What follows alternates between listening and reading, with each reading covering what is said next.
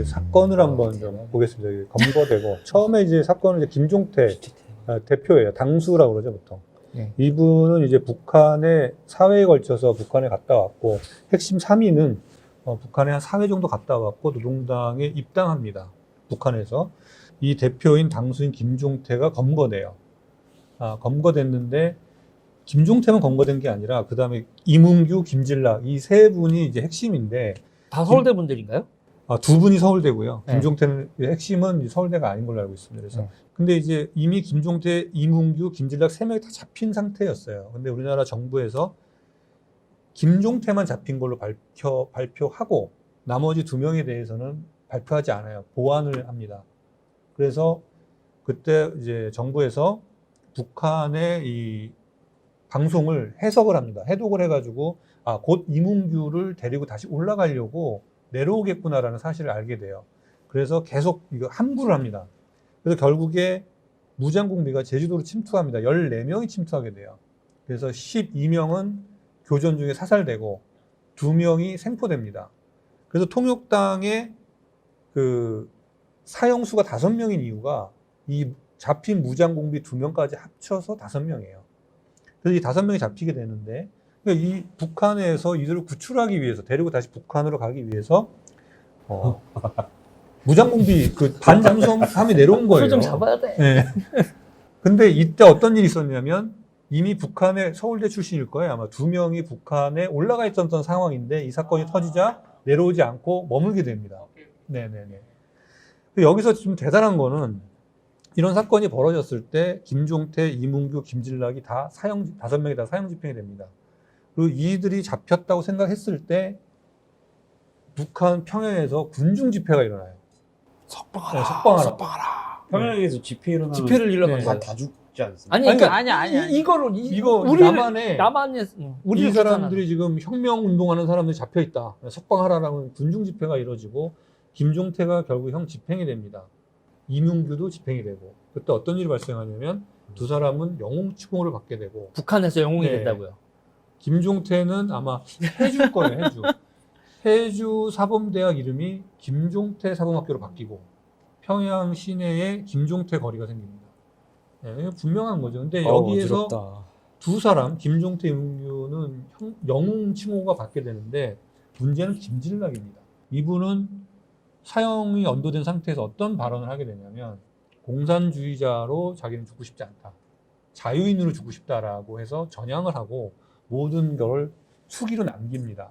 하지만 형은 집행됐죠. 그래서 김진락은 북한 정부에서 언급되지 않습니다. 전향을 했기 때문에. 이런 정황을 보면 이게 무슨 그 조작된 사건이다라고 볼 수가 없는 거죠. 사람들이 그렇게 네. 알고 있지 지금.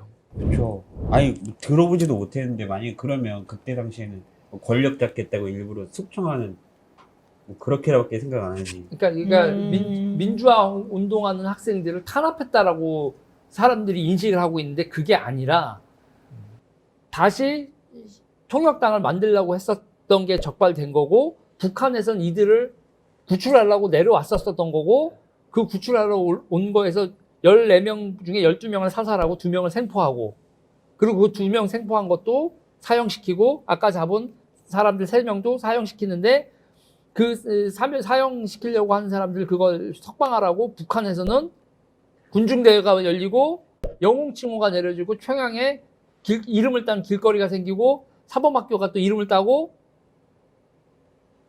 지금 레오쌤 지금 완전히 표정이 와 지금 이 방송을 보는 나머지 분들하고 비슷할 다 이렇겠죠. 그러니까 우리끼리 얘기하다가 항상 전 레오쌤을 많이 보는 게 레오쌤 반응이 이 방송 보는 사람들 반응이지 않을까.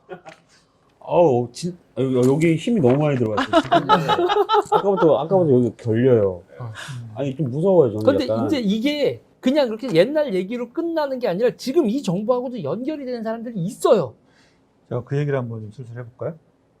일단은 지금 여기 제가 가지고 있는 자료가 뭐냐면 1978년도 4월 25일자 서울신문에 나온 이제 이 조직도가 이렇게 나와 있습니다. 여기 이렇게. 네, 나와 있는데 보면은 이제 우리가 알만한 분이 한 2분 정도, 한 분이 딱 눈에 띄네요. 김질락, 아까 전향했다는 김질락 아래 나와 있는 이름이 신영복이라는 분이 계십니다. 서울대 출신이고요. 그 적발 당시에 육군 교관이었습니다. 그래서 무기징역을 받았고요. 처음처럼 네. 예. 그분이에요. 처음처럼 쓴 분. 음. 그분이 이 조직원이었어요. 네. 무기징역에서 20년으로 북한 감형이 소주 됐어요. 마시고 네. 있는 거야? 글을 쓰신 거죠, 감옥에서. 그래서 감옥으로부터의 사색이라는 아주 공존의 히트작도 있었죠. 베스트셀러도 있었죠. 그래서 20년 복역하고 88년도에 전향서를 쓰고 출감하게 됩니다. 그리고 이제 신영복 밑에 있었던 분이 박성준이라는 분입니다. 이분은 이제 그때 연행 당시에 서울대 학생이었고요. 징역 15년에 자격정지 15년을 받았습니다. 그리고 두 분 다 이제 출감을 하신 상태고. 박성준님의 부인이 누굴 것 같아요? 박성준 부인이 누굴 것 같아요? 모르겠습니다. 저는 한명숙 총리라고 들어봤어요? 한명숙이요? 네. 죄송합니다. 반말해서. 들어봤죠? 그 총리요. 뉴스에 맨날 나오는데. 그리고 네, 2010년 맞아요. 서울시장에서 아깝게 떨어지고 그분 남편이에요. 이분. 왜 다 북한이랑 관련이 있어요, 정치? 몰랐는데. 그래서 아유, 또. 근데 이제 문제는 이거예요. 이제 신영복 선생님 같은 경우에는 이제 전향서를 쓰고 나왔는데 그 이후에 이제 강연이나 이제 그 쓰신 글을 보면 이 부분에 대해서 굉장히 이제 모호한 입장을 이렇게 말씀하십니다. 그리고 이제 박선중님 같은 경우에는 이제 인터뷰를 보면 자기 자신은 이제 선배인 신용복으로부터 자본론을 빌려서 읽은 것밖에 없다. 그렇게 나와 있어요. 근데 그때 당시에 이제 박성 부인인 결혼하고 얼마 있다가 연행이 되거든요. 한명숙 전 총리와 결혼한 지 얼마 안 돼서 이제 연행이 됩니다. 근데 이제 그때 한명숙의 죄명은 뭐냐면 반공법 위반인데 이게 뭐냐면 남편 박성준으로부터 공산당 선언을 복사본을 배포하라는 얘기를 듣고 이제 그런 걸 하다가 적발돼서 반공법 위반으로 실형은 살지 않고 집행유예형을 받게 됩니다. 근데 이분들이 공이 2005년도에 보면은 뭐가 있냐면 이제 김대중 노무현 정부 때 오면 이제 과거사를 이제 다시 재조명하고 잘못된 것을 이제 바로 잡자 이런 게 있었단 말이에요. 근데 통역당 사건은 거기에 해당이 안 됩니다. 재심. 그러니까 재조사도 안 되고 그다음에 이제 살아계시는 신영복, 박성준 두 분은 재심 청구도 하지 않습니다. 근데 이제 오히려 통역당 재건위라는 게 이제 사건이 계속 터지게 돼요. 이 사건 이후에도 연행 지도부가 붕괴된 이후에 통역당을 다시 재건하기 위한 여러 차례의 노력들이 있고 그것이 계속 공안 당국에 의해서 체포되고 재판을 받게 되는데 그 사건에 관련된 분들은 재심을 신청해서 실제로 무죄를 받은 분들도 계세요. 그러니까 우리가 그것 때문에 통역당 사건도 마치 재심이 된 거 아닌가라는 인식도 저도 그렇게 알고 있었단 말이에요. 그래서 자료를 조사하다 보니까 통역당 사건은 아예 그게 형이 확정된 거고 재심을 청구되지도 않고 재조사도 이루어지지 않았어요. 이거는 명백하게 북한에 의해서 이루어진 사건이고 그거에 동조하는 사람들이었다라는 게 너무 증거가 너무 많은 거예요. 그래서 이게 우리가 너무 오해를 잘못 알고 있는 부분이 있다라고 생각이 들고 지금 이 부분이 우리 현실의 정치에도 음으로 양으로 연결되어 있지 않느냐라는 저의 의심이 있는 거고 이런 부분에 대해서 우리 민 소장님께 질문을 드리고 싶은 것이죠. 네. 통역당은 그러니까 그 통역당이 잘 알려진 건 한민전 때문에 그래요. 한민전이 80년대 후반에 학생운동권을 석권하잖아요. 그래서 어떻게 되냐면 통역당이 60년대에 그러니까 두 가지 특성을 갖는다 그랬잖아요. 그러니까 지하당으로서의 성격하고 그러니까 중앙당이 있는 거죠. 중앙당. 그 다음에 두 번째는 북한의 지원을 받은 거하고 세 번째는 서울대 인텔리들이 대거 결합됐죠. 여기서부터 얘기를 한다면 일단 저는 제가 볼 때 세 번째가 문제예요. 그러니까 서울대 당시 60년대가 이제 워낙 그 낙후한 농업사회였으니까 서울대 학생들이 두 가지 갈래길이 있었을 것 같아요. 하나는 이제 뭐랄까 혁명이나 변혁을 통해서 뭔가 사회를 개선하다 이렇게 갈 수도 있고, 그다음에 경제 개발이나 박정희의 길이죠. 이렇게 갈 수도 있는데 주로 문과, 서울 물리대 학생들이 이쪽으로 탐닉했던 것 같고, 그리고 이 영향 문과 물리대 상대. 그래서 지금도 이제 남아있는 분은 신영복 선생이죠. 그 다음에 박성준 선생이고, 그 다음에 제가 좀 얘기하고 싶은 건 오길남 씨예요. 그러니까 신영복 선생은 88년에 출소를 해서 그 당시에 이제 한민전이 영향을 미치는 상황에서 한민전의 전신인 통역당에 대한 약간 신비적인 색채가 있었어요. 근데 이건 완전히 오리지널 통역당 전사니까 통역당 전사가 나와서 얘기를 하니까 한발력 대부분이 깜빡 죽었죠. 근데 이제 신영복 선생이 그러니까 글도 잘 쓰세요. 글도 잘 쓰고 이제 이러니까 이제 문필 활동도 많이 하시고 그러니까 통역당 전사로서 학생 운동권만이 아니라 대중적으로 확 퍼져나가 버린 거야. 그래서 지금 아까 얘기했던 소주의 처음처럼이랄지 신영복 선생이 썼던 여러 가지 책들이 인기를 끌면서 대중적으로 확 퍼져버렸어요. 그래서 제가 기억나는 건 고민정이거든요. 고민정 의원이 신영복 선생을 존경한다. 그러니까 신영복 선생 존경하는 사람 많아요. 근데 저는 이제 좀 황당한 게 뭐냐면 저 사람 통역당 전사인데 아주 진한 얘기로는 간첩인데 근데 저 사람을 존경한다는 얘기를 대중적으로 막 해도 상관없는 시대가 된 거야. 대한민국 이게 엄청 민주주의가 된 거죠. 민주화가 된 거죠.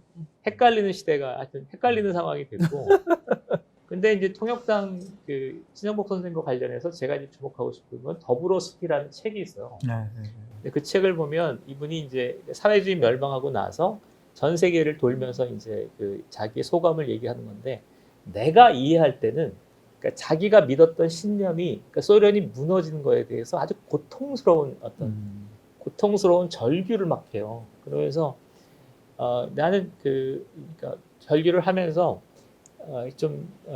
끝끝내 자기 반성을 잘 안 해. 그거 참 그렇더라고요. 그러니까 이거 한번 읽어보면 좋겠는데 나중에 한번 소개할게요. 그러니까 운동권의 지금 굉장히 큰 특징 중에 하나가 젊었을 때 가졌던 생각이 그러니까 틀린 건데 그 반성을 잘 안 해. 근데 신영복 선생은 그래도 수준이 있으니까 꽤 반성을 하는데 내가 볼 때 결국 반성을 안 하더라고. 그게 신영복 선생이 그렇고 박성준 선생은 한명숙 총리와 관련된 거죠. 저도 이제 알고 있었는데 한명숙 총리가 이제 통역당 활동도 아주 소극적으로 한 건데 근데 이게 사회가 좀 그래. 그러니까 어떻게 근데 한명숙 총리는 총리까지 한 거거든. 통역당의 어떤 전사의 부인이 이게 뭐랄까 총리가 되는데 그거와 관련된 사회적인 토론은 거의 없었던 거잖아요. 그러려니 했던 거잖아요. 처음처럼 괜찮나? 이런 생각이 하나 있고 내가 좀 각별한 사람은 오길남 씨예요. 오길남 씨가 찾아보니까 이 건수다 때문에 찾아보기도 했어 내가. 찾아보니까 그러니까 69년에 서울대 동문과를 졸업해서 이제 독일에 가죠. 그래서 윤희상 선생이라고 있어요. 윤희상 송두율 선생. 독일 쪽에 이제 저기가 있거든요. 윤희상 송두율 선생하고 교류하고 이러면서 제가 볼 때 윤희상 선생이 설득을 했어. 그래서 북으로 갑니다. 85년도 한민전 방송을 이 사람이 해요. 한민전 요원으로 일해. 86년에 다시 그러니까 혼자 월남을 해서 지금 경상북도 통영에 살고 있고 그 신숙자 씨랑 두 딸은 지금 정치 수용 동가 북한에 그냥 있는 거야.